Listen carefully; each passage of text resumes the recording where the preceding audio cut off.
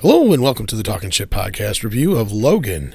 Hugh Jackman and Patrick Stewart return for what is said to be one last go-around as Logan the Wolverine and Professor X, and behind the camera, Wolverine's James Mangold returns to direct Logan. Set in the year 2029, mutants are all but extinct, and the Wolverine has become a shell of his former self. Taking care of his old friend Charles Xavier and working as a limo driver, he is thrusted into saving a unique young lady who seems to have a lot in common with our aged hero. He reluctantly tries to escort the girl safely to North Dakota, where a place called Paradise is believed to be sanctuary for mutants, as they are being hunted down by an evil group that mirror those who infused Logan with his adamantium. A very raw and refreshing film showing once again that the comic book superhero genre has a lot of versatility. Logan is more or less a futuristic western at heart, which the film itself is pretty blatant at pointing out. There is no real subtlety here. The movie is basically what it sets out to be and what you're probably expecting from the previews. It is a very straightforward, no huge surprises, and it follows its influences to a T. But this isn't necessarily a bad thing, considering the last two solo Wolverine movies fell apart halfway through and 2/3 of the way through respectively. This film has a few chances of going off the rails like those, but it does not, and it's not perfect by any means, but it is a damn near perfect as you're gonna get for what we are promised with the advertising campaign. Most will not leave disappointed, and the R rating is justified, and though there are some young characters in the film,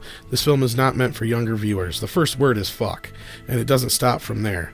Between the brutal violence and body count, the language is basically the frosting of layers of why this film is and has to be rated R. Even most of the language is not unnecessary, as you find yourself saying the same exact thing in your head as our hero does, out loud. Logan is a rarity, and does deserve the praise it's getting. Its simplicity may not sit well with some, but I still believe that the filmmakers and cast put forth exactly what they wanted to brilliantly without any restraint. Logan gets a deserved 9 out of 10 stars. Keep talking shit.